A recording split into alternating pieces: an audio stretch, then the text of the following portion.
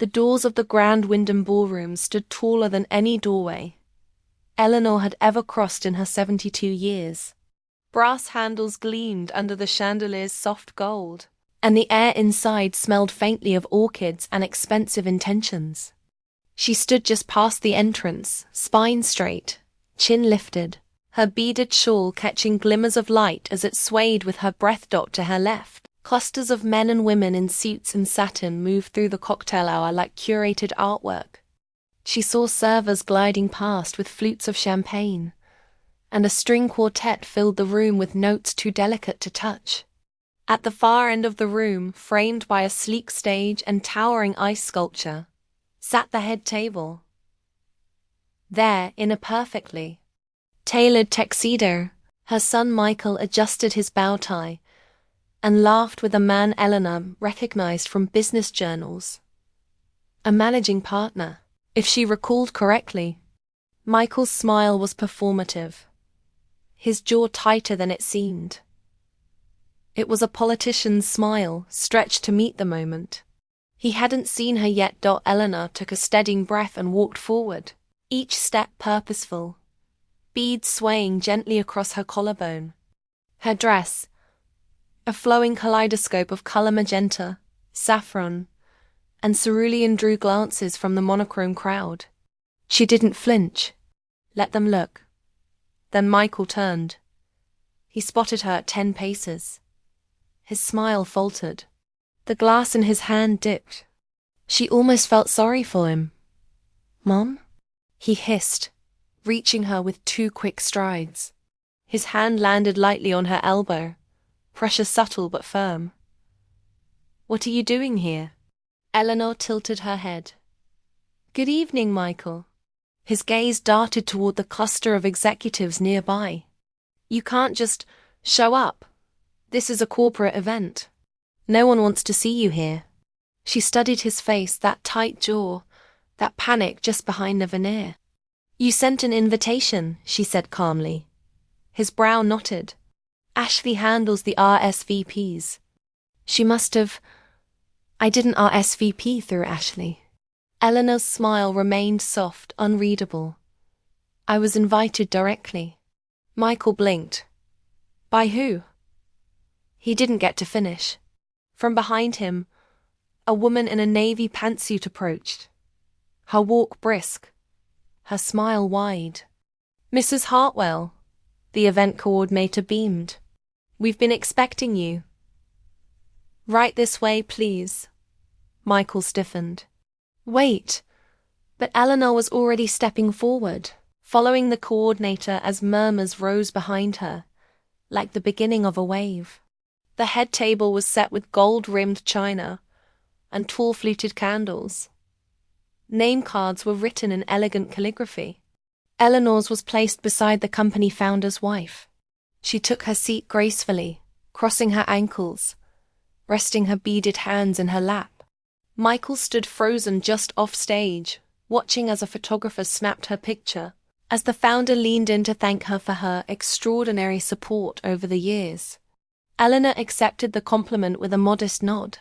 She didn't look back at her son. She hadn't worn the dress in years, not since her 60th birthday when Michael and his college friends had thrown her a small rooftop celebration. He'd still called her mum, then still introduced her with a kiss on the cheek.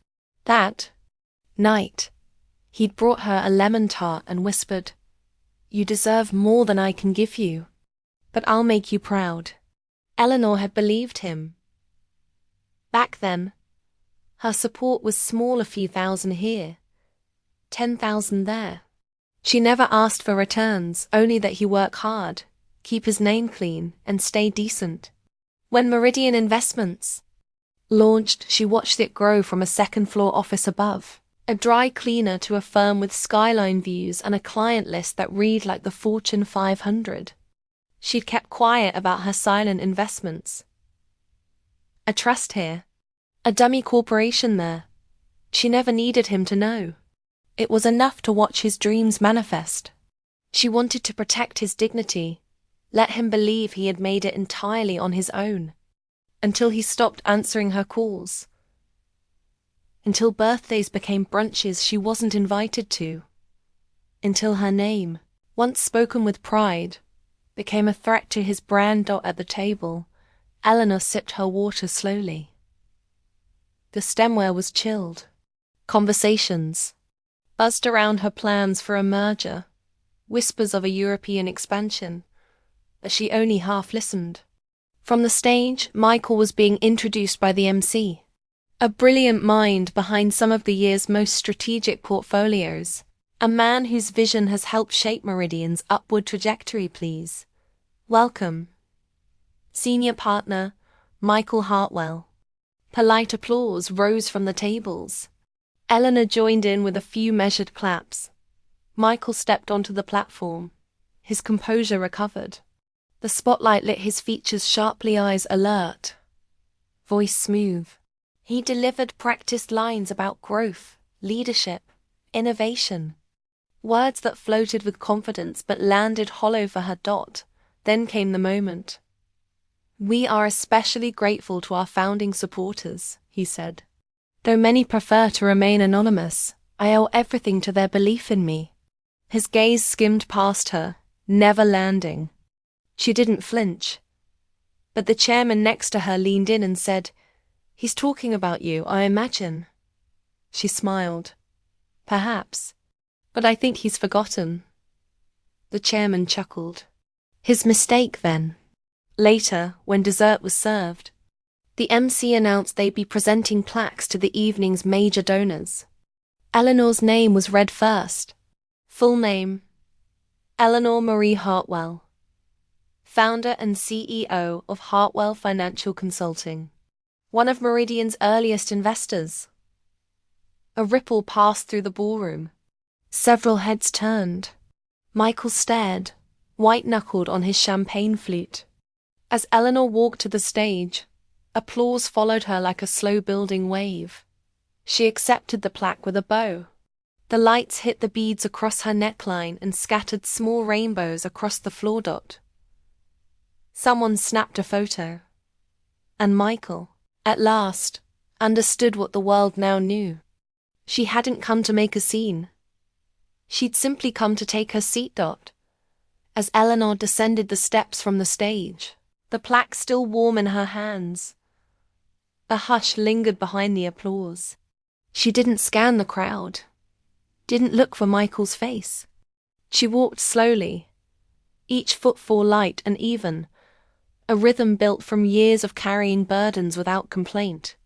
At her table, the chairman stood as she approached, nodding in acknowledgement before pulling out her chair with a flourish.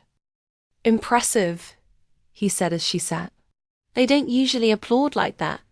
Eleanor offered a quiet smile, placing the plaque gently on the tablecloth beside her water glass. "People are often more generous with applause than they are with memory," she replied. He laughed, unsure if it was a joke. The dessert in front of her was a pale gold creme brulee, the sugar top glazed to a sheen. She tapped her spoon against it absent-mindedly, but didn't take a bite. Instead, she let her fingers rest on the smooth plaque edge, feeling the engraved letters beneath her skin as if they were in Braille. Eleanor M. Hartwell, founding partner. In gratitude. A strange word, hollow when spoken by the ungrateful. Across the ballroom, she caught a glimpse of Michael being intercepted by two senior executives. His jaw was tight again, nodding curtly as one gestured toward her table. Their expressions weren't hostile, just curious, probing. One of them even tilted his head in a way Eleanor recognized from boardrooms, from negotiations. "You didn't tell us everything, did you?" Michael was losing control of the story. She lifted her water glass and took a slow sip. Her fingers had once cracked from counting coins on a payday schedule. When Michael was 6, she'd stood outside a church thrift sale in winter, waiting for the doors to open so she could buy a used coat for him before someone else grabbed it. The sleeves were too long, but she cuffed them, and he called it his armor. He never knew she skipped dinner that week to pay for it. That same year, She began tutoring after hours in local homes, math, mostly. Mothers left envelopes on kitchen counters for her, folded in napkins, apologizing for the small amounts. Eleanor never complained. She saved every dollar in an envelope, taped behind the refrigerator in their tiny apartment. Rent took most of it, groceries the rest. But she always saved a little more. For Michael's books, for camp, for possibility. After he turned 10, she started taking community college classes at night. Accounting, bookkeeping, basic business law. She came home after midnight, her eyes bleary, her hands ink-stained from the carbon paper she used for notes. Michael used to wait up for her, curled on the couch with his schoolwork on his lap. "You're going to be a boss one day," he told her once. She had laughed. That sounds dangerous. But she had become one. Quietly, efficiently, with a reputation for honesty and an eye for error. Clients came to her not because she promised wealth, but because she never let a cent go missing. Years later, when she heard Michael had landed a job at Meridian Investments, she wept, not just because he had arrived, but because she had kept. Her word. She had given him the world. Now, that world was crumbling under the chandelier light. As the MC moved on to the next honoree, Eleanor pushed back her chair. She needed air. She didn't wait for the murmurs to rise again. She simply excused herself from the table, smiled at the woman beside her, and walked toward the hallway near the restrooms, away from the reception floor and the watchful eyes of guests who now saw her in a different light. The corridor was dimmer, the music muffled behind heavy doors. A gold-framed mirror lined the wall opposite the restrooms. She stood before it and regarded her reflection. The beads, the colors, the calm. There was nothing timid about her posture now. Behind her, footsteps. She didn't need to turn. Was that really necessary? Michael's voice came low, sharp. Eleanor slowly faced him. Which part? He stepped forward. His tuxedo, perfect an hour ago, now looked like it belonged to someone performing a role too tight for him. You came here knowing what this night meant for me. You upstaged me in front of the board. You humiliated me. Eleanor arched an eyebrow. I accepted an award I helped earn. Michael's jaw clenched. You knew they didn't know. About you. About the shares. I knew, she replied. And I let you tell the story you needed to for as long as I could stomach it. He looked away. You didn't have to make it about you. I didn't, she said gently. You did. The moment you decided my name would tarnish yours. There was silence between them, full of things they would never agree on. Why now? He asked finally. Why tonight?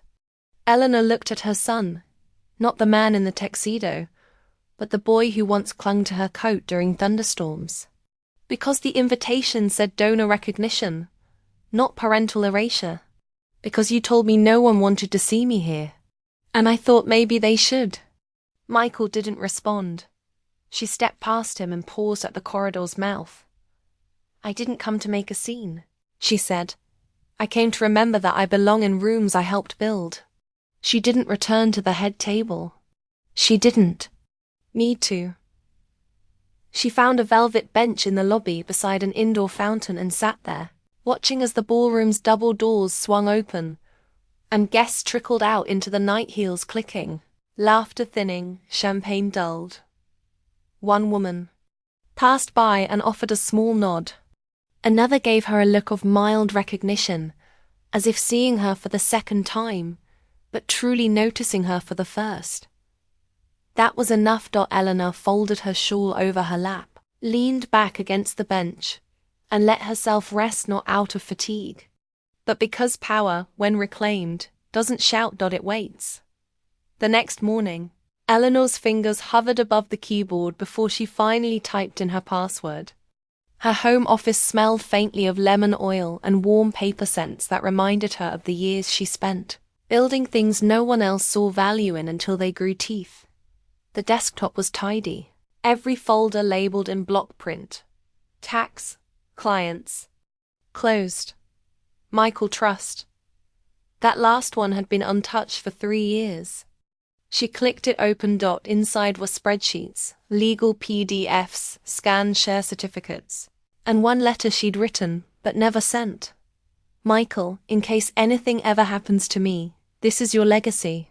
Not the firm, not the apartment, not the college. Diplomas stacked in the attic. This, the quiet, cumulative proof that someone believed in you so much, she never asked for thanks. Eleanor didn't reread the whole letter. She just deleted it. There would be no more silent believing. She opened the updated proxy documents her attorney had sent over and began reviewing them with meticulous calm. Her signature, carefully inked, now granted her legal control over her voting shares in Meridian Investments. It had been a necessary move, one made not out of vengeance, but of resolve. The morning light spilled across her kitchen floor like honey as she printed a copy of the trust ledger, folded it into an envelope, and slid it into her bag.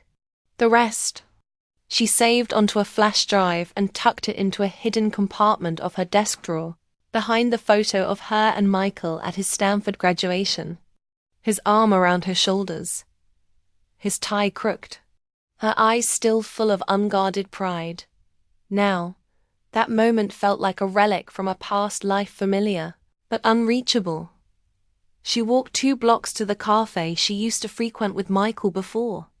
He became allergic to spaces without valet parking. The booths were still covered in red vinyl. The waitstaff still remembered her name. Miss Eleanor. The hostess beamed. It's been too long. She smiled and asked for her usual table. Near the window. From there, she could see the corner bakery, the pharmacy with the broken clock above the entrance, the slow rhythm of real life, unfolding beyond boardrooms and champagne toasts. The waiter brought her black coffee and a blueberry muffin warmed, just enough to let the butter melt. She didn't eat right away. Instead, she took out her notebook and turned to a fresh page. At the top she wrote, the cost of silence. Below that, she began a list. Sold the family home to pay tuition. $312,000. Invested in Meridian under 3 shell companies. $875,000 marketing contacts forwarded through Rolodex. 17 hours spent babysitting while he networked. Incalculable times he introduced me as his mother after 2018. 0. Her pen paused. Then she added one more line. Times he said thank you. 2 at noon. She walked through the downtown district, her shawl pulled snug over her shoulders. She stopped at a boutique she hadn't entered in years and let her fingers trail over bolts of silk and vintage gloves. She didn't need anything. That wasn't the point. Across the street was a law office. She recognized the name. Keller and Bloom. Her financial advisor had mentioned them once, a firm that handled high-profile clients, ironclad estate planning and legacy restructuring. She crossed the street. By 3 o'clock, she'd signed the first round of paperwork. Her estate was now restructured. Her shares in Meridian were held in a private trust to be distributed at her discretion. A sealed clause allowed her to reassign voting rights at any time. Her current will left nothing to Michael, not out of malice, but because, in her lawyer's words, you cannot bequeath value to someone who's already sold your name for clout. She walked out lighter, not relieved, but clarified. That evening, she returned home and laid the envelope on her dining table, the one with the printed proxy documentation. Her plan wasn't finished. Not yet. Michael's wedding was still 3 months away. She would not be attending. Not because she was Uninvited, though she expected that outcome, but because attending would only feed his illusion that she was willing to be invisible on command, that she could be stored in a quiet seat, smiled at politely, then tucked away once the photographs were done. Instead, she would reclaim her name. That started with truth. The following morning, she made 3 calls. One to her old friend Henry McDowell, now editor at the Financial Standard. One to her estate lawyer, Clarissa. And one to the Alumni Foundation at Stanford. She wasn't just rewriting her will. She was rewriting the story of who helped Michael Hartwell become Michael. Hartwell. Her donation to the university would fund a scholarship, not in her name, but in her mother's. The Lucille Hartwell Fund for Women in Finance. The press release would come out in 2 weeks. And when it did, it would include a quiet line acknowledging that the fund had been made possible by a foundational investor in Meridian Investments, who chose to give publicly only once the next generation forgot how to say thank you. Michael read between the lines. That night, Eleanor sat on her small balcony with a wool blanket over her legs, and the city stretching out before her like a chessboard. She watched the lights blink in office towers, thought of Michael pacing his high-rise in the dark, wondering who had whispered what to whom. The wind rustled her hair, and she pressed the ceramic mug of tea to her lips. She hadn't worn the same kind of anger her peers did. She didn't scream or curse or break things. She wrote checks. She made spreadsheets. She waited. But now, she was done waiting. Now, she would be seen. Not for his sake, but for her own. 2 days after the trust papers were filed, Eleanor stepped through the glass doors of Meridian Investments, her heels silent on the marble. She had called ahead polite, professional, and requested 15 minutes with Mr. Michael Hartwell regarding a private financial matter. She didn't wait for him to confirm. She simply scheduled the time, knowing his assistant would put it in the calendar without asking questions. The receptionist looked up as she entered. "May I help you?" "Eleanor Hartwell," she replied. "I believe I'm expected." A slight pause, then a flicker of confusion. "Of course. Please follow me." She was led past the gleaming lobby, past framed press clippings of Michael on CNBC and Financial Times spreads, past the corner office with the door half open. Through the smoked glass, she could see Michael leaning over his desk, gesturing to someone just out of view. Then she heard her name. "She's not a concern," he said. She's proud, but she's not going to burn the house down. She doesn't have it in her." The woman Ashley, from the lilt of her voice, replied, "I hope you're right. You know what my father said. Your mother's background isn't just embarrassing anymore. It's risky, especially if she shows up at the wedding or speaks to the press." "She won't," Michael said. "She knows her place." The receptionist hesitated at the threshold, unsure whether to interrupt. But Eleanor stepped past her gently and knocked. Michael turned. For a moment, he didn't move. He looked from Eleanor to the woman seated beside him, and back again. Then, he stood with forced ease. "Mum, I wasn't expecting." "You never are," she replied softly. Ashley rose awkwardly. "I'll give you 2 a minute." "You don't need to," Eleanor said. "I came to deliver something. It won't take long." She removed the manila envelope from her tote and laid it flat on Michael's desk. He looked at it as if it might detonate. "What's this?" he asked. "My response," Eleanor said, "to being told I didn't belong in rooms I helped fund.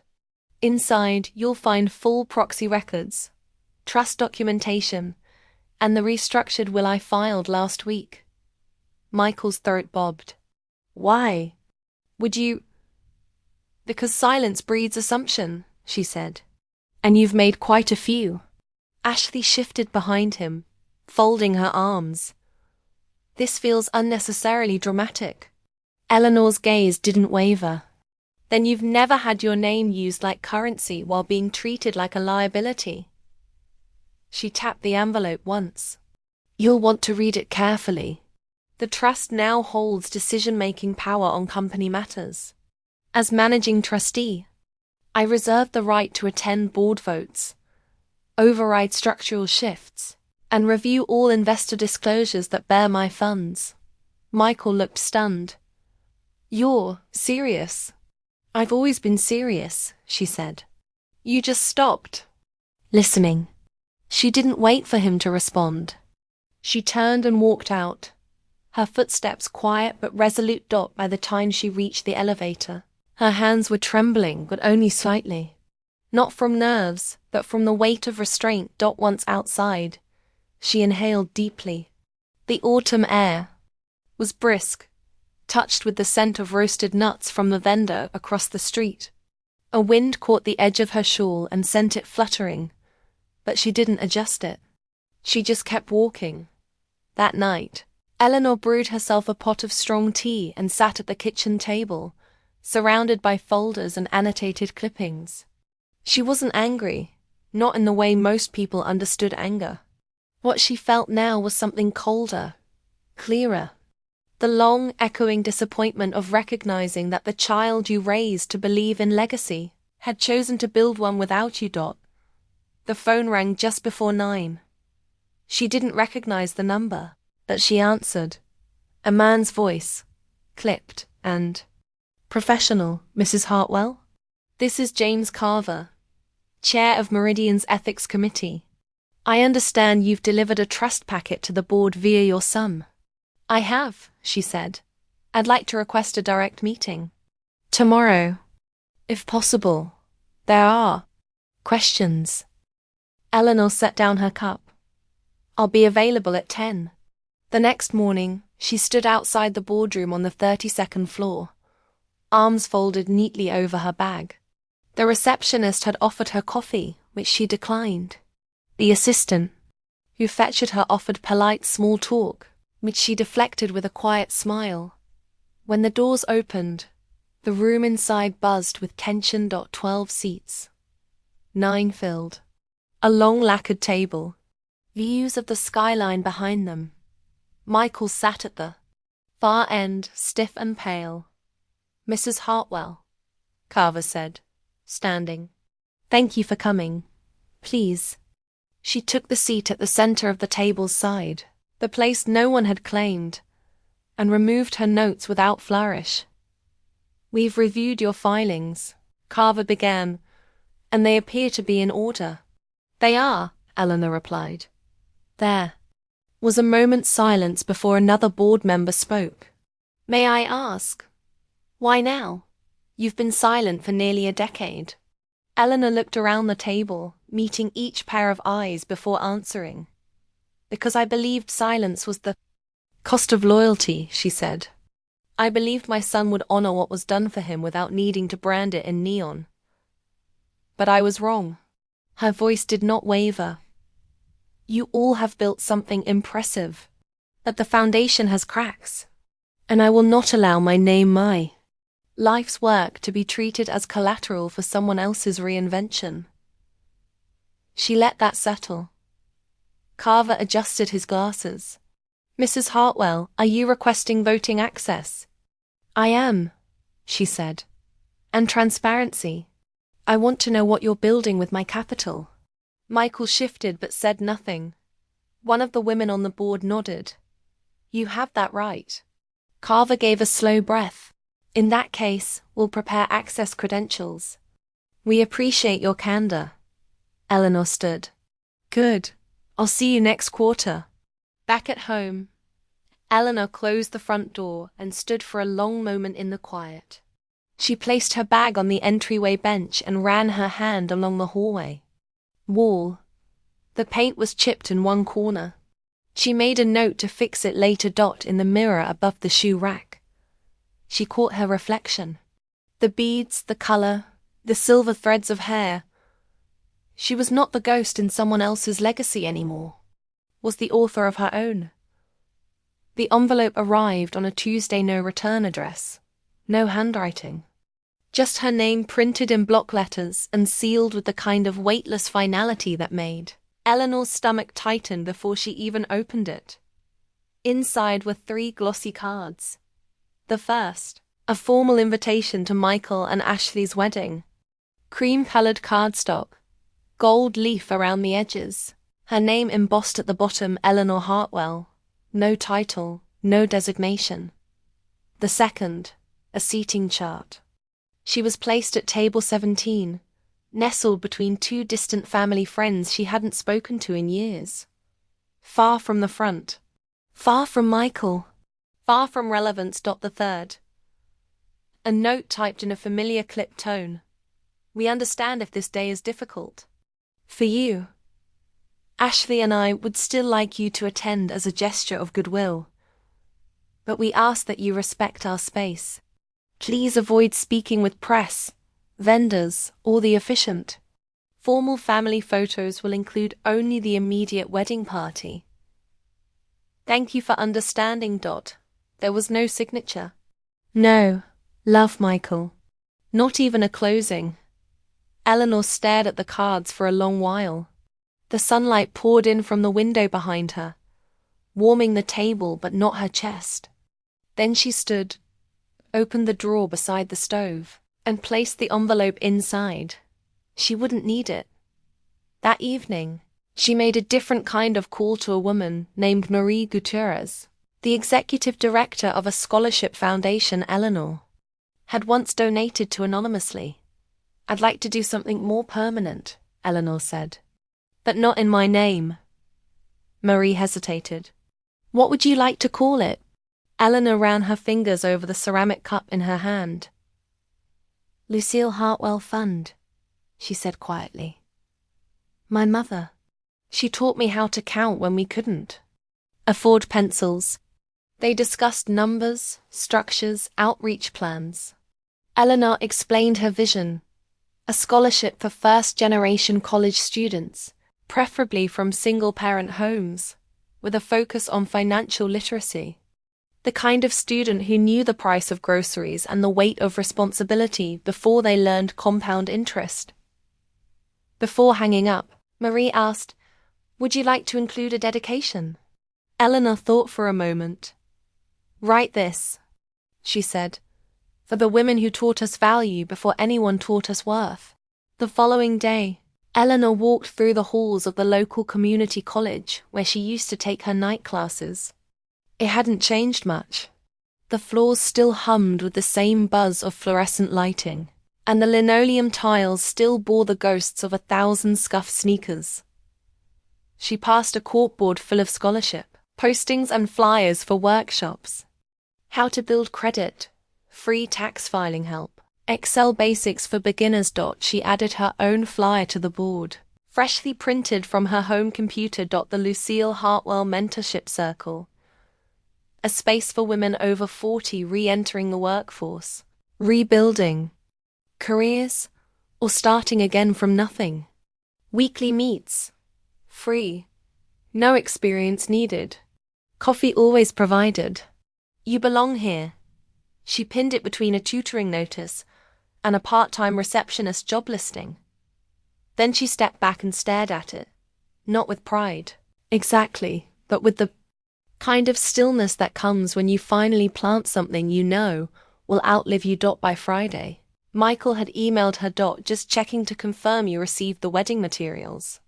Please RSVP by the 15th. Let me know if you'll need transportation.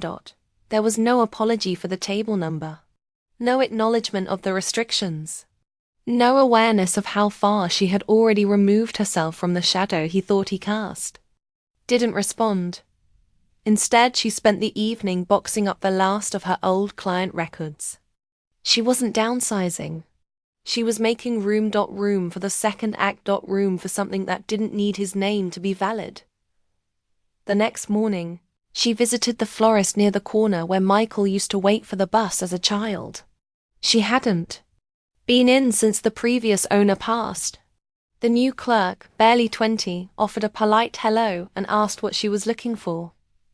Lilacs, Eleanor said. And tiger lily, if you have them. For a birthday? She shook her head. For a gravestone. They wrapped the flowers in soft brown paper, tied with twine. Eleanor carried them in the crook of her arm, walking the rest of the way.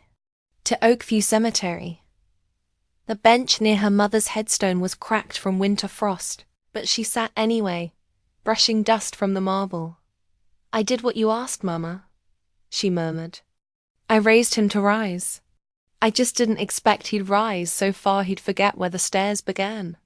She placed the flowers down carefully, folding the paper before setting it under a stone to keep it from blowing away. I'm starting. Something in your name, she whispered. Something that will last longer than applause and headlines.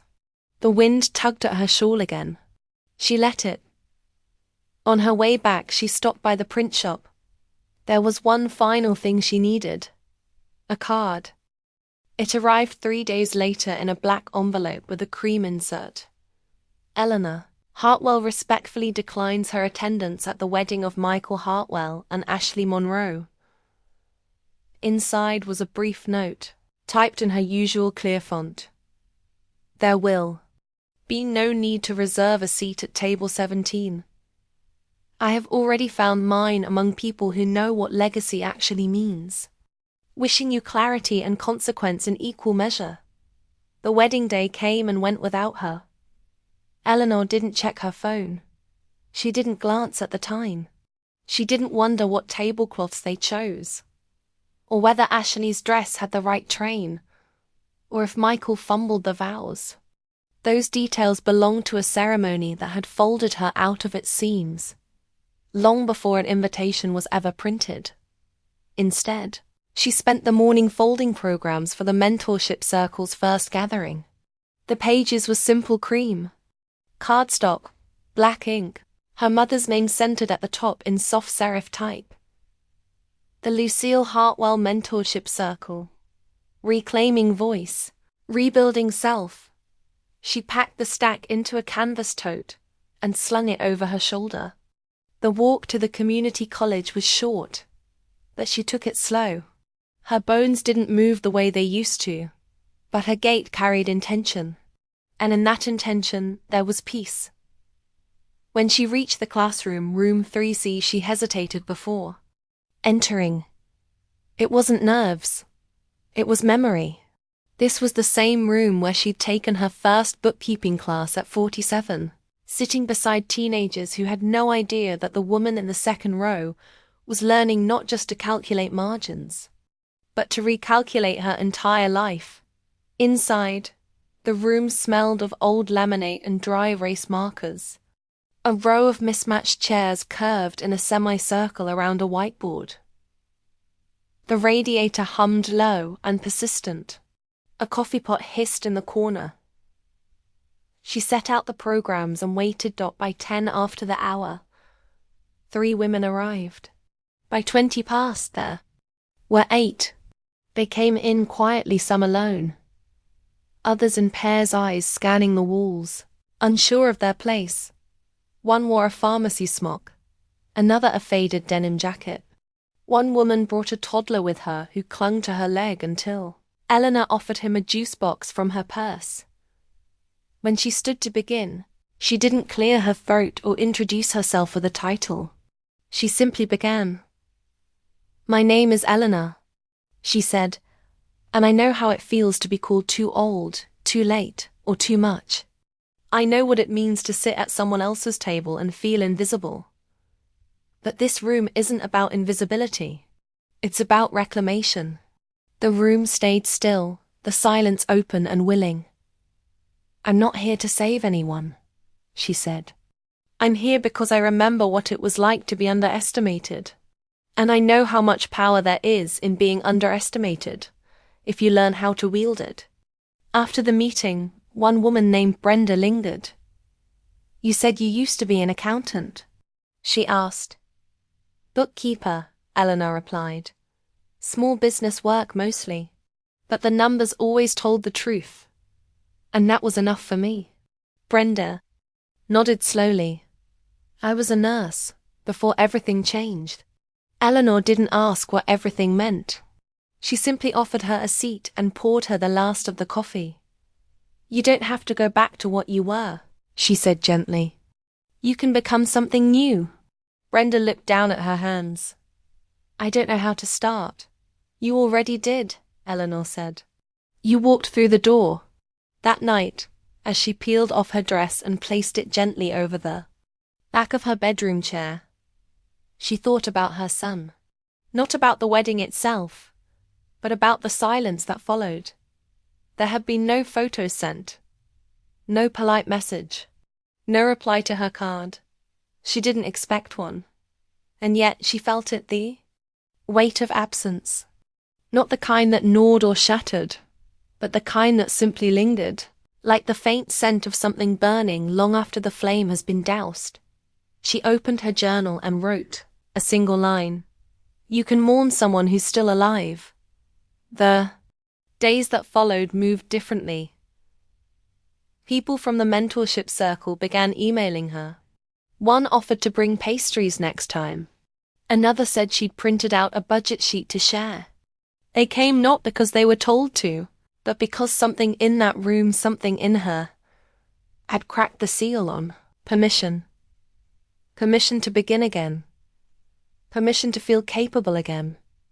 Eleanor responded to each message, not with cheerleading, but with steadiness, with the quiet understanding of someone who had failed and rebuilt, lost and recentered. And on the fourth evening she received a letter, not an email, not a card, a real letter. The handwriting on the envelope was unmistakably Michael's. She sat at the kitchen table, the light above her, casting long shadows across the wood grain. She turned the envelope over. She didn't open it, not right away. Instead, she placed it beside her tea, hands resting on either side of the cup.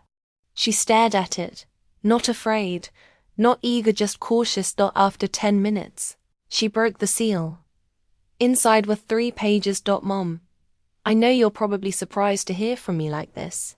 Maybe you're not. Maybe this is exactly what you expected me to do. Too late. You were right about more than I ever wanted to admit. You were right about what you built. You were right about what I used. And you were right that I forgot the foundation I stood on had your fingerprints all over it. Letter continued.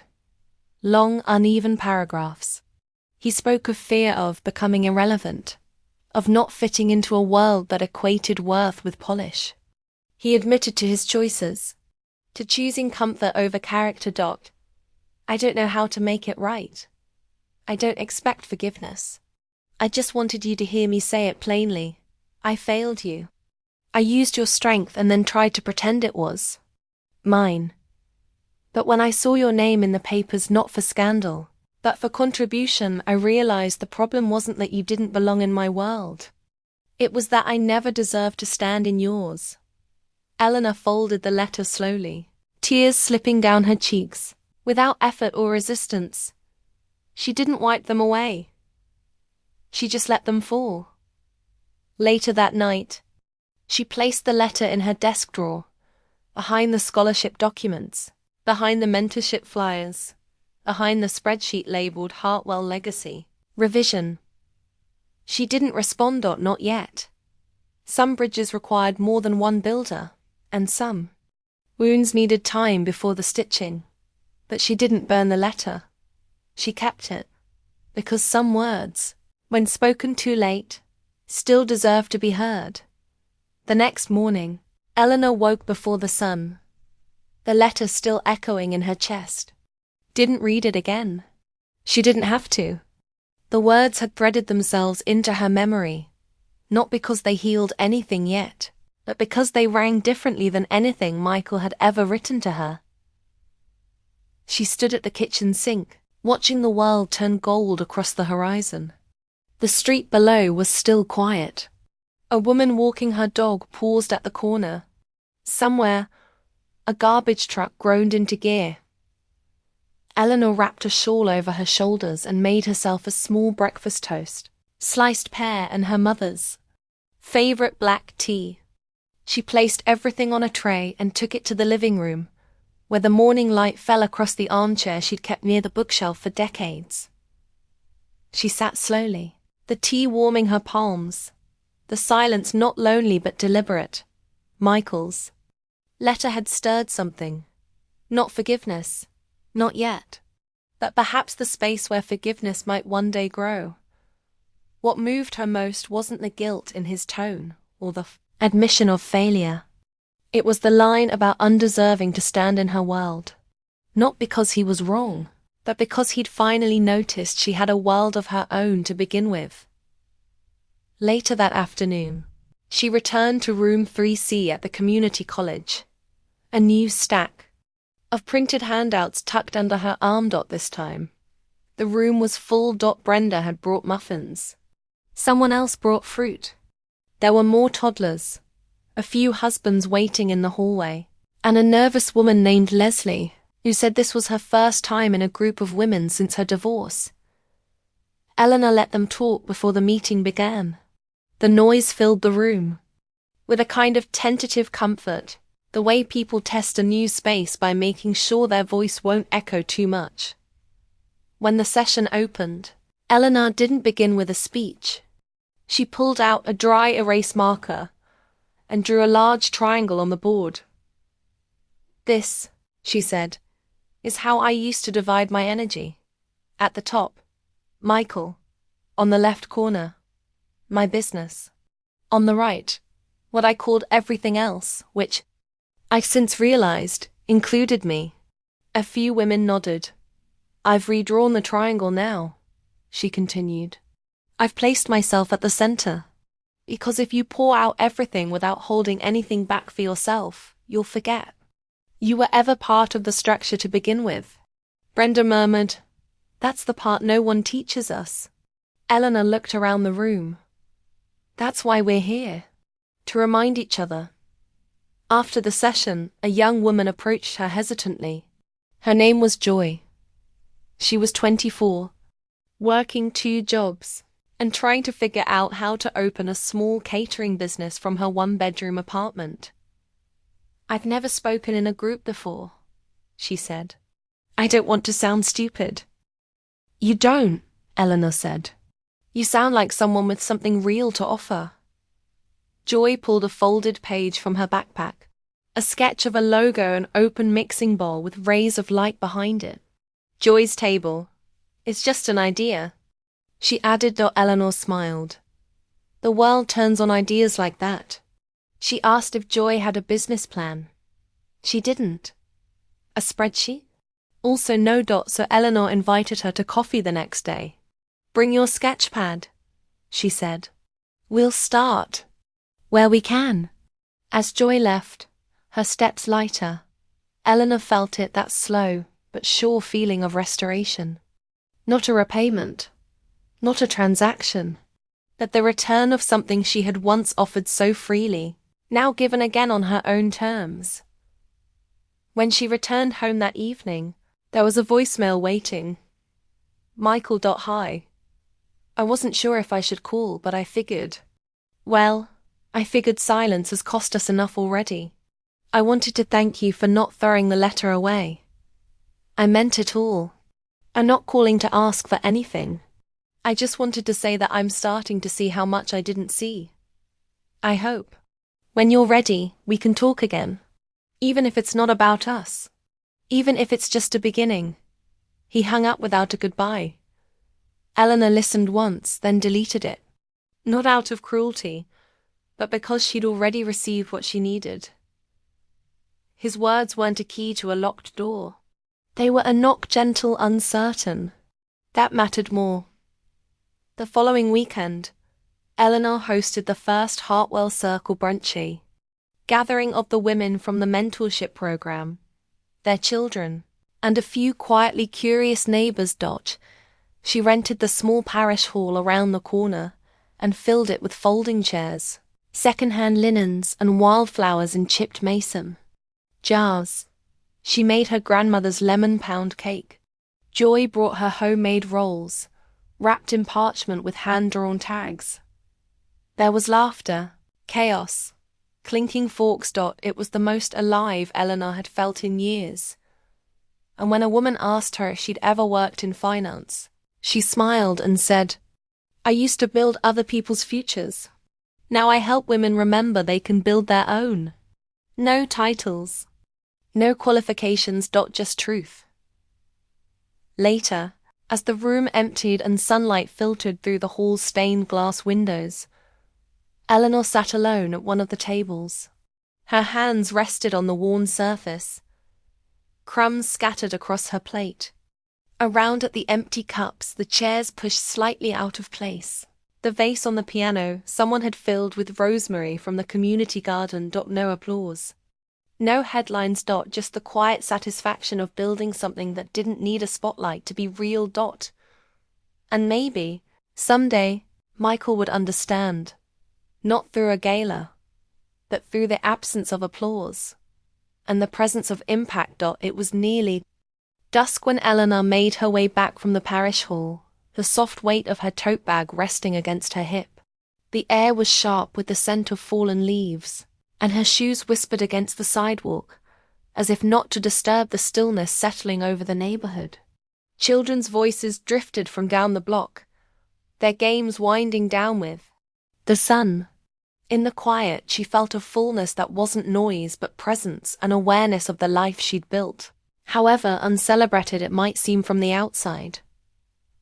When she reached her stoop, she saw a small white envelope tucked behind. The flower pot, no stamp, no return address. She stared at it for a moment before reaching down and slipping it into her coat pocket. Inside the house, she set her bag down, turned on the hallway lamp, and waited until the kettle whistled before sitting at the kitchen table.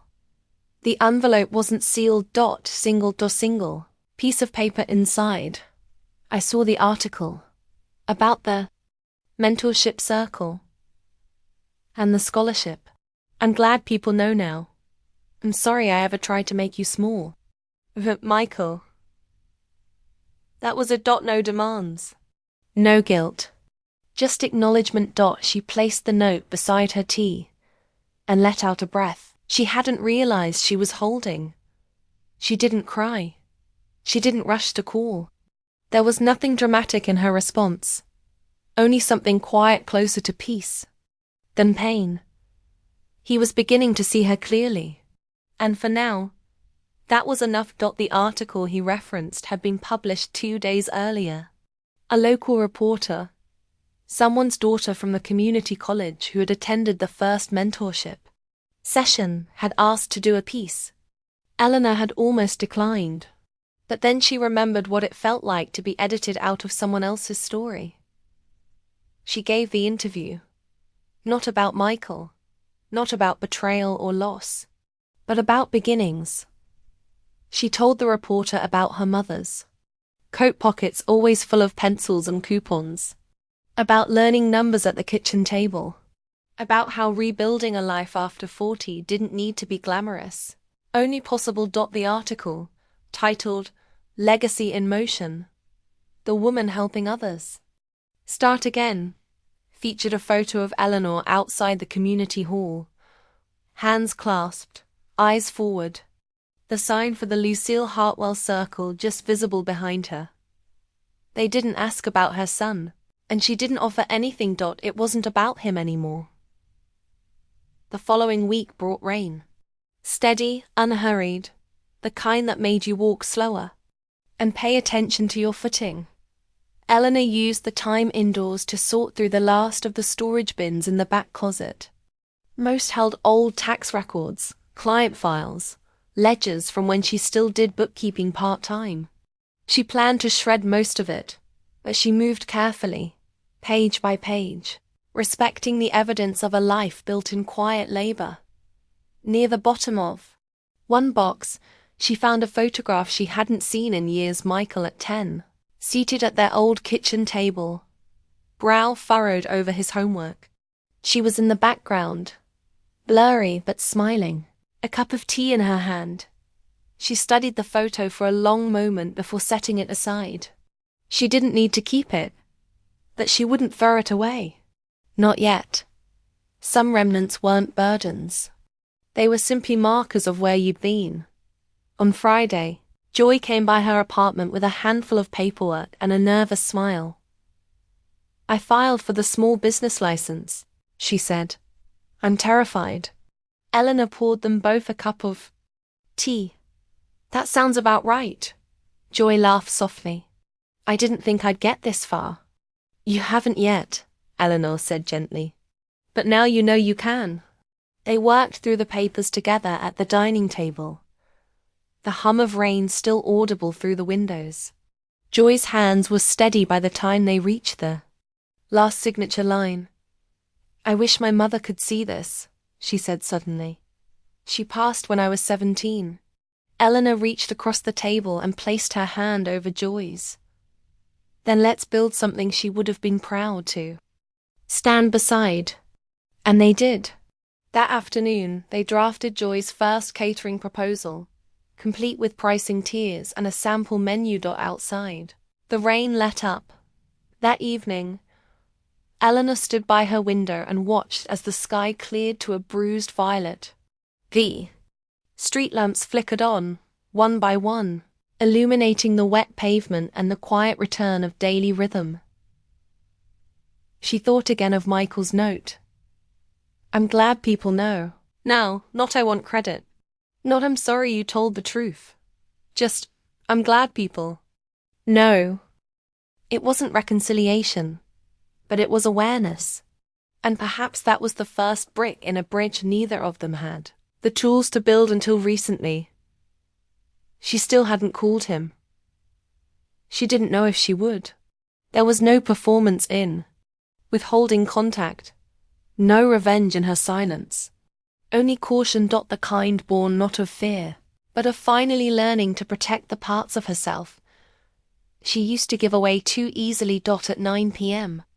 She pulled the shutters closed, refilled her tea, and returned to her desk. She opened a fresh page in her journal and began a new entry. What does legacy look like when no one claps? It looks like a room full of women showing up for one another. It looks like quiet mornings and honest letters. It looks like someone finally seeing you, not for what you gave them, but for who you are all along. She set the pen down, eyes heavy. Tomorrow she would rise early. There was another session to lead, a city permit to check on for Joy, a request from the alumni board at the community college to speak at their spring event. The Lucille Hartwell circle was growing. And for once, she didn't feel the need to prove anything. Her presence was enough. The community college auditorium had never felt particularly grand. The seats were old, the stage shallow, and the lighting hit half the podium like it was apologizing for trying. But when Eleanor walked onto that stage, programs in hand, she did not see a room full of folding chairs and water-stained ceiling. Tiles. She saw women waiting, students, single mothers, women in transition, a few retirees curious about starting again. Some had heard of the Lucille Hartwell Circle. Some came because a flyer mentioned coffee and clarity. But all of them sat there, waiting for something real. Eleanor placed her notes on the podium and looked up. "Good evening," she said, her voice steadier than she expected. "I was asked to speak about reinvention, but I think that word's been used too much to sell us things. So I'm going to speak about return." She let the word settle. Return is what happens when you come back to the part of yourself you abandoned to survive. A stillness moved through the room. "I once gave everything to someone who eventually erased me from the version of the story he told. For a long time, I thought that meant I was invisible, disposable.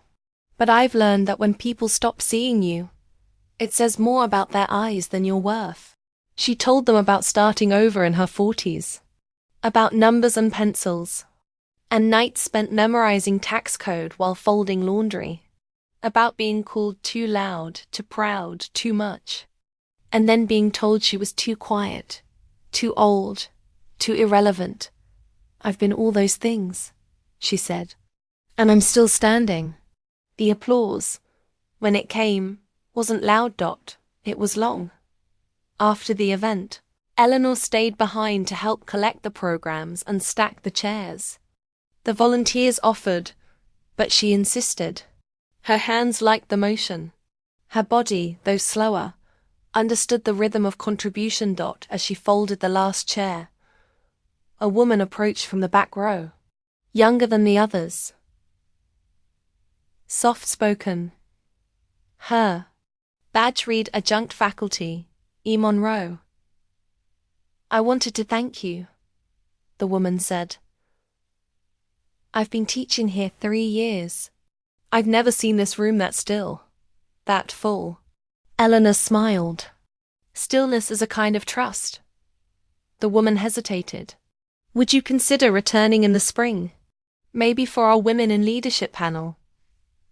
"I'm not sure I lead," Eleanor replied.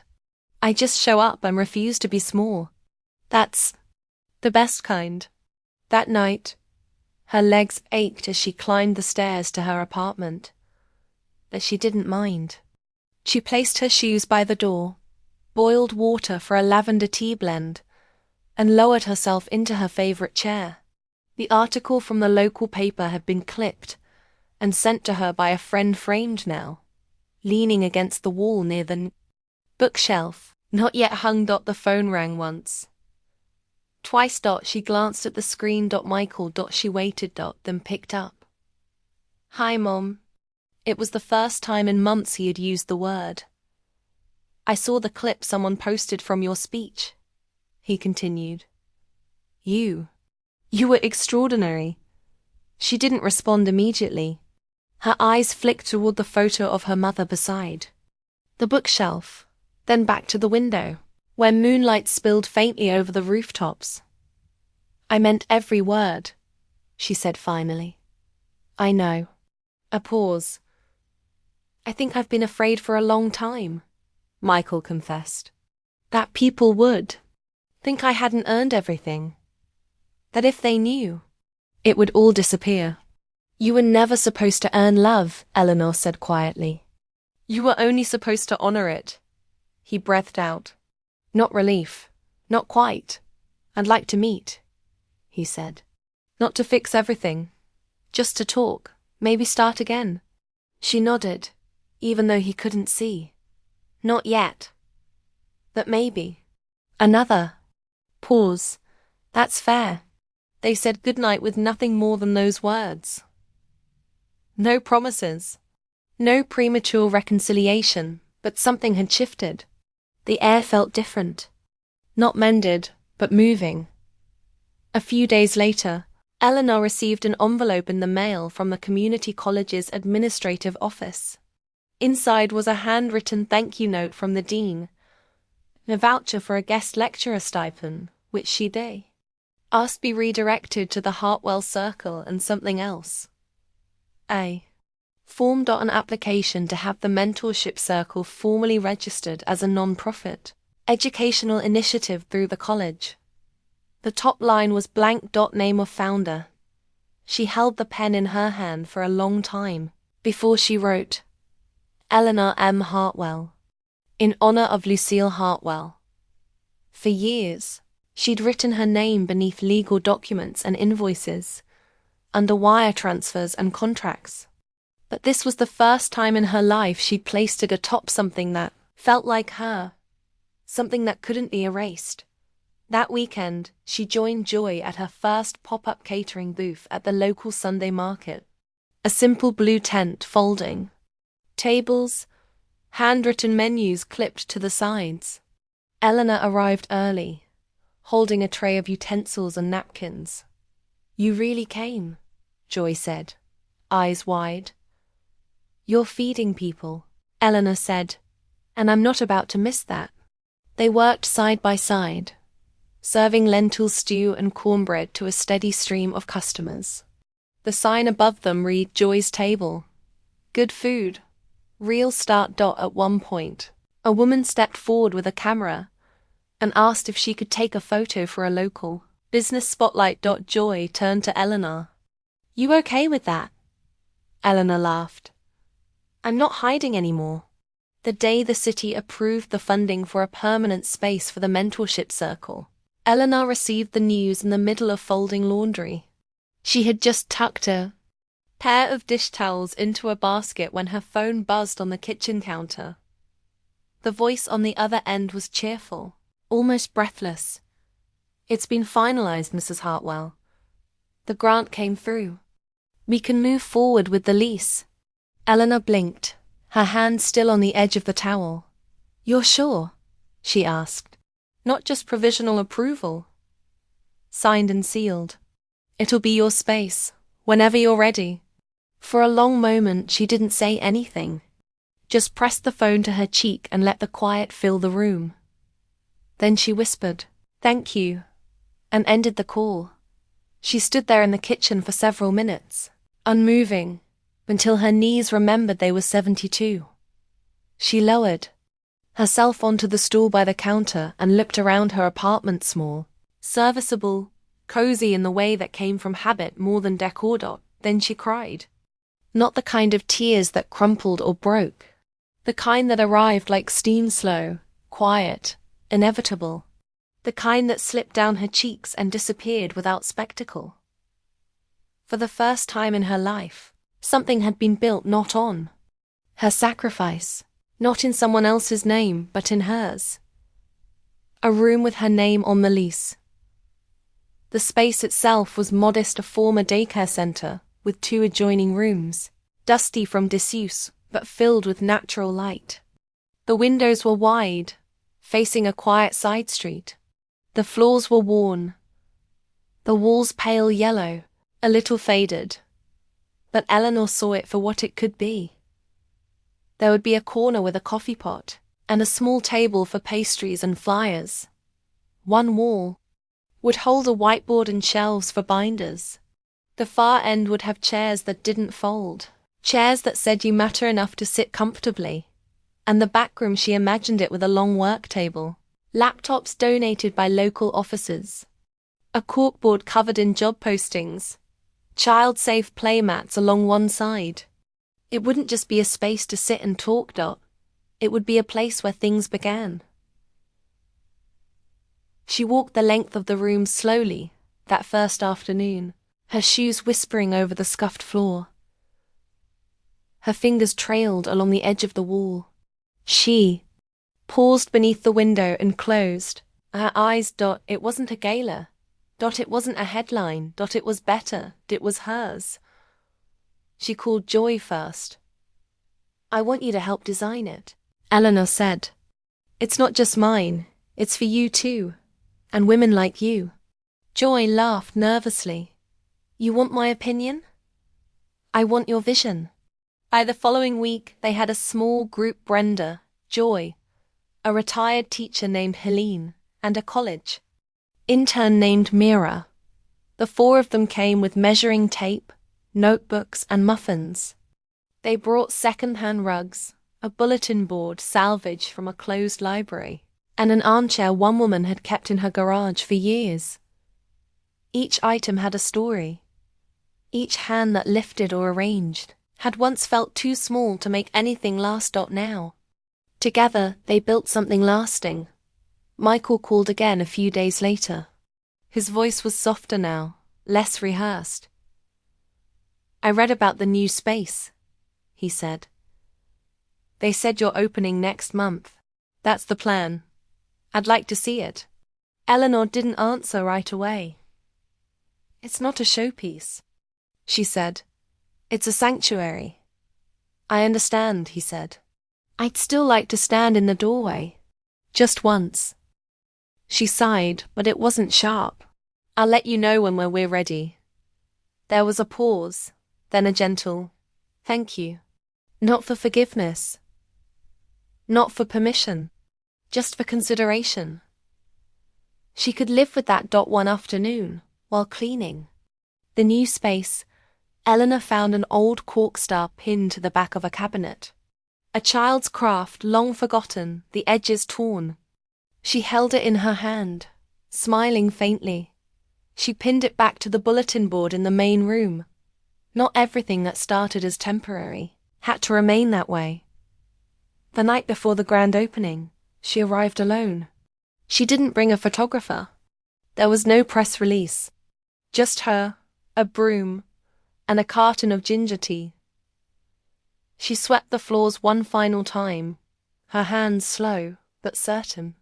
Then she sat on the new love seat facing the entrance, wrapped her shawl tighter and looked around. Were folding tables covered with neatly stacked folders. The mural Joy had painted soft swirls of color, and quotes from women past and present covered half the far wall. The words "You belong in this room" curved just above the entrance. Eleanor traced them with her eyes. She remembered all the rooms she'd been asked to wait in, all the tables she wasn't invited to sit at, all the spaces she'd entered quietly, through service entrances, kitchens, back stairwells of parties meant to honor men like her son Dot, and now, here it was, a space she didn't have to be invited into, because she'd built it. She took out her journal and opened to a clean page.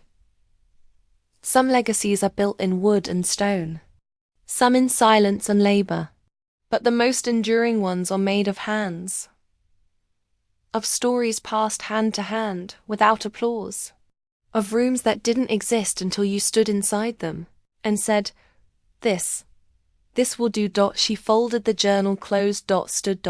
And turned off the lights. Tomorrow, they would come. The sun hadn't yet crested the rooftops when Eleanor turned the key in the front door of the new space. The lock gave with a soft click, and she stepped into the quiet, morning-soaked room that now bore her name on the lease agreement posted near the front desk. She stood for a moment just past the threshold, letting the light stretch across the floor like a welcome, a new welcome. Not the forced kind wrapped in social obligation, but the quiet kind, a return after exile, a breath after years of being held small. Outside, the sidewalks were still damp from the early dew. Inside, the air smelled faintly of old paint and fresh hope. The first meeting in the new location wasn't meant to be ceremonial. That was never Eleanor's way. No streamers, no speeches, just the circle, as it always was. Chairs, voices, hands, stories. The difference was this time they didn't have to borrow space. This time, the walls belonged to their sound. She placed a plate of lemon scones, still warm from her oven, on the table near the coffee pot. Her wrists ached from baking, but she ignored the ache.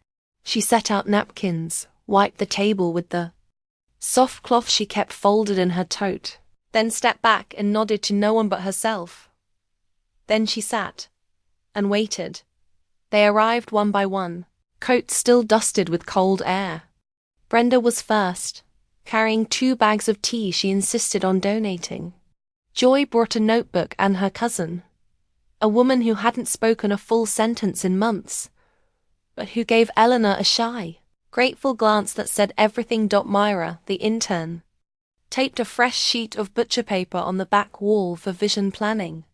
Helene, ever the teacher, brought 3 gently used copies of the second shift and said, "We may as well read something while we rebuild the world." By 10, all the 10 chairs were full. Eleanor stood not at the front, but within the circle. "There's no agenda today," she said. "Only what you've brought with you." The room stayed quiet for a moment. Then Joy spoke. "I brought fear," she said, "but also some excitement, and a folder labeled maybe." Everyone laughed and the room began to open. As the stories unfolded, Eleanor listened, not just to the words, but to the rhythm beneath them. Shame disguised as modesty, hope disguised as hesitation. She had heard it all before in herself first. She kept notes only in her mind. Names, glances, shifts in tone. She had no desire to fix anyone. Her job was to hold the space where they remembered they were already whole. During a lull, Helene turned to her and said, "This feels like something permanent." Eleanor smiled. "It is. Even if the walls fall down tomorrow." After the meeting, as they packed away the chairs and wiped down the tables, a knock came at the door. Not a loud one. 2 gentle taps, uncertain. Eleanor opened it. Michael stood there, a paper bag in his hand, an apology written into every crease of his coat. "I didn't know if today was the right time," he said. "But I wanted to bring something." She studied him. He looked thinner, more aware of his own posture. "What's in the bag?" she asked. He handed it to her. "Herbal tea," he said. "I remembered you used to drink it when you couldn't sleep." She took it. Not as a gesture of forgiveness. Not yet. But as a gesture of noticing. "The meeting just ended," she said. "You can come in, but not to make a speech. I wouldn't know what to say." "Good," she replied. "And maybe you'll listen." He stepped inside cautiously, as if the room might reject him. He glanced around, nodding at the mural, the chairs, the corkboard with childlike stars pinned at each corner. "I didn't know," he said under his breath. "You didn't ask," Eleanor replied. He didn't argue. She poured him a cup of tea, handed it to him, and sat beside him in one of the empty chairs. "This room exists," she said, "because I stopped waiting to be allowed inside someone else's." Michael didn't speak for a long time. Then he said, "Do you ever wish you had done this sooner?" She shook her head. Everything came when it was supposed to, even the absence. He stared into his tea. "I don't expect to be part of this." "You don't have to be," she said gently, "but you can learn from it." He looked up. "Do you want me to?" "I want you to grow something that doesn't need to carry my name." He nodded. And for once, he didn't try to hug her, or weep, or make the moment bigger than it was. He just sat there. And that was enough. Later that evening, after the building had emptied, Eleanor remained behind. The sky outside had deepened to a velvet dusk. The warmth from the conversations still lingered in the room like incense. She walked to the front, past the coffee table and mural, and turned on a small speaker. Classical piano filled the air, soft and unfussy. She swayed slightly, arms folded, letting the melody smooth the edges of the day. She moved toward the wall where Joy had painted the phrase, "You belong in this room." Her fingers hovered near it but didn't touch. Then she turned to the center of the room, looked at the semicircle of empty chairs, and whispered aloud, "I do." Eleanor had always known that growth didn't arrive like thunder. It came quietly, like roots splitting stone. 2 weeks after the first meeting in the new space, she found herself arriving earlier and staying later, not because anyone asked her to, but because the walls themselves felt like a body slowly learning how to breathe. She wiped down the tables even when they were clean, rearranged books by theme rather than color, kept the kettle hot just in case someone came in who didn't know yet that they needed warmth. The Lucille Hartwell Center, what the neighborhood had started calling it, was no longer just a project. It was hers and theirs, and something more. Joy had begun hosting Basics and Beyond cooking classes every Tuesday. Brenda had found the courage to submit her resume for a part-time role at the city's housing department. Mira, the once shy intern, now managed the group's community bulletin and had secured a small local grant for child-friendly seating. Every day, someone walked in who had once been forgotten by society, by their families, or by their own reflection. But not here. Eleanor watched it happen, not with surprise, but with the steady gaze of someone who had known all along what women could do when given even a sliver of space. It was on a windy Thursday afternoon that she found the envelope on her desk. Cream-colored. No return address. Just her name, in Michael's handwriting. She opened it slowly, careful not to tear the page. Mom, I wanted to give this to you in person, but I thought maybe you'd need to read it alone first. I've been working with a therapist, and not writing that to win points only, to say I've started asking questions I used to run from. And the first question was about you. You never left me, even when I tried to leave you, even when I told the world you were just a name I'd outgrown. But I didn't outgrow you. I outpaced my courage.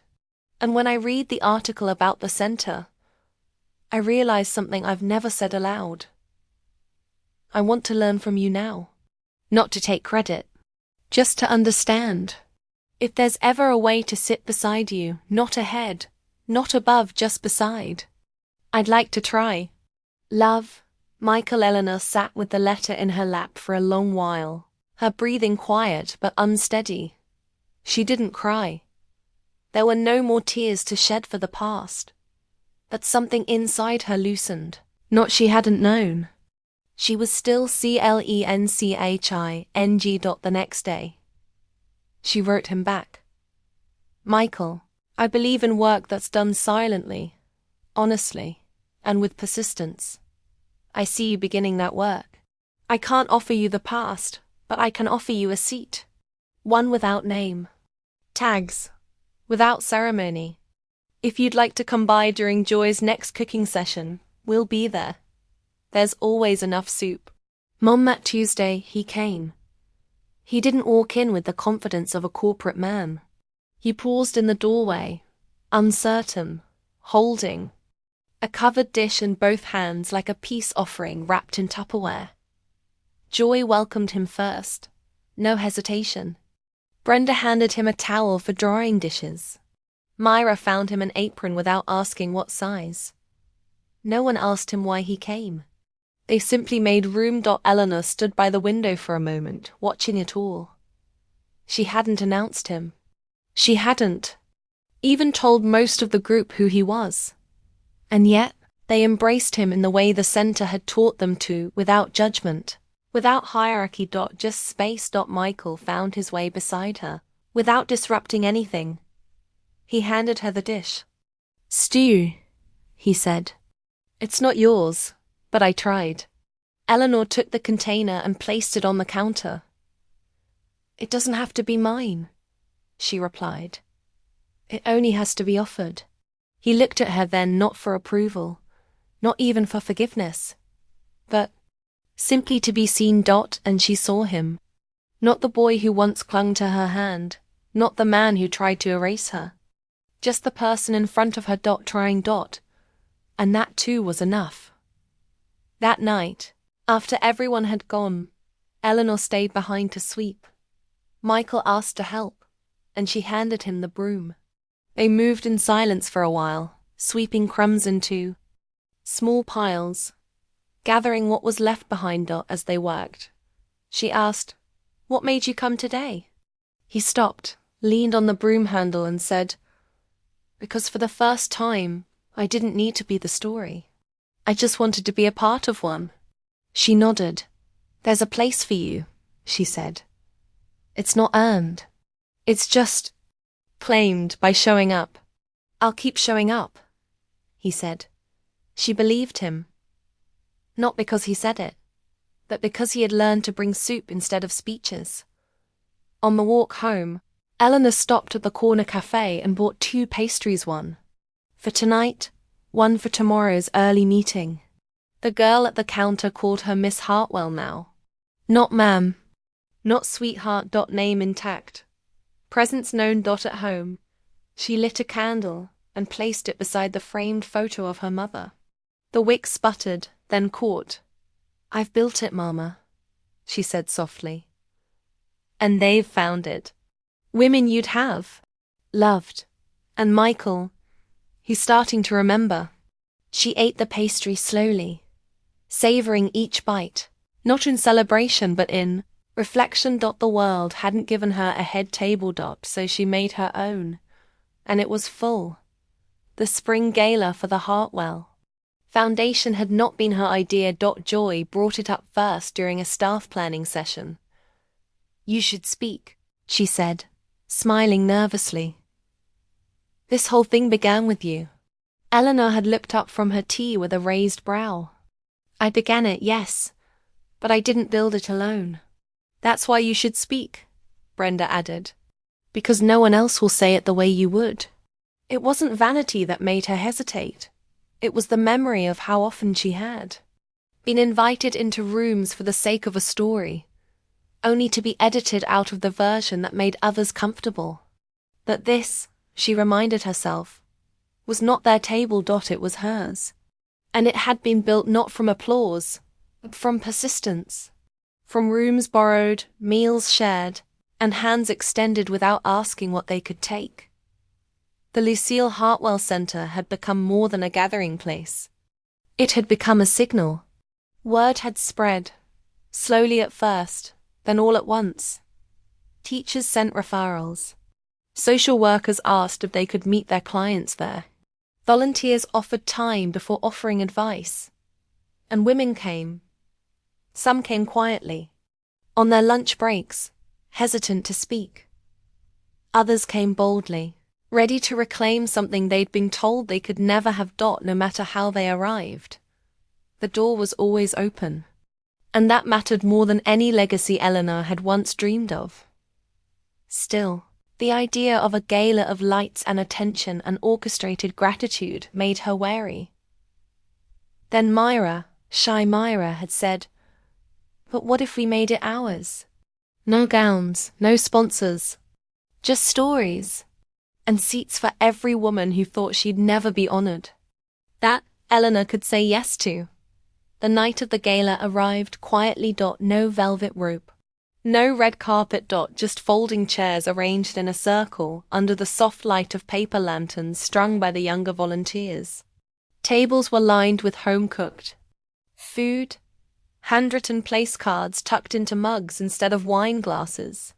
A projector hummed softly at the back of the room, playing photos from the past year. Joy's first soup kitchen table, Brenda's first day at her new job, a mural painted by a child whose mother had just signed her first lease. At the front of the room, an empty seat waited beneath a framed photograph of Lucille Hartwell. The plaque below it read, "For the woman who never asked to be seen, that gave, used the eyes to see ourselves." Eleanor had not seen the tribute until she arrived. Her throat tightened at the sight of it. But she said nothing. She simply placed a fresh flower in the seat and turned to the podium.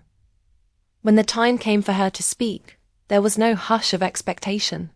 Just breath held lightly in a room of women who knew that words were earned, not performed. She stepped to the front. Her dress swayed gently, a living ribbon of magenta, saffron, and blue. The beads around her neck shimmered softly under the lights.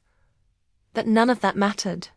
What filled the room was not her appearance, but her presence. "I spent years waiting for permission," she began. "Permission to belong, to speak, to take up space." A few heads nodded. A few eyes brimmed. I kept waiting for someone to pull out a chair.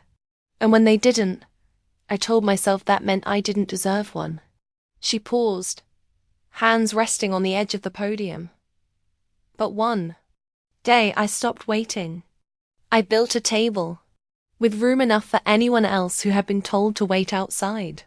She looked out over the crowd. Mothers, daughters, friends, strangers no longer. "You don't have to be loud to be heard," she said. "You don't have to be young to begin again. And you don't have to wait to be invited into a room that didn't see you coming. You can make your own." Her voice softened, but it didn't shake. Legacy isn't made of stone or ceremony. It's made of moments. When someone feels like they matter, because of something you did quietly, when no one was looking. She looked toward the chair beneath her mother's portrait. "Lucille taught me that. before anyone else gave me a title, before I earned $1, before I was called anything but just a woman with a ledger and a child to raise. She told me, "Do your work. Keep your name. Make room." She stepped back from the podium, and the room full of women who had once sat on edges, backs of rooms, corners of photos rose to their feet. Not in ovation, in understanding. Later, Eleanor stood near the edge of the room, her fingers curled lightly around a mug of tea, watching as Joy introduced her mother to Mira, as Brenda showed photos of her new office, as someone placed another flower in the empty chair beneath Lucille's frame. Michael arrived, halfway through, standing quietly in the back, not needing attention, simply witnessing. He didn't approach her immediately, but she saw him, and he saw her. It was enough.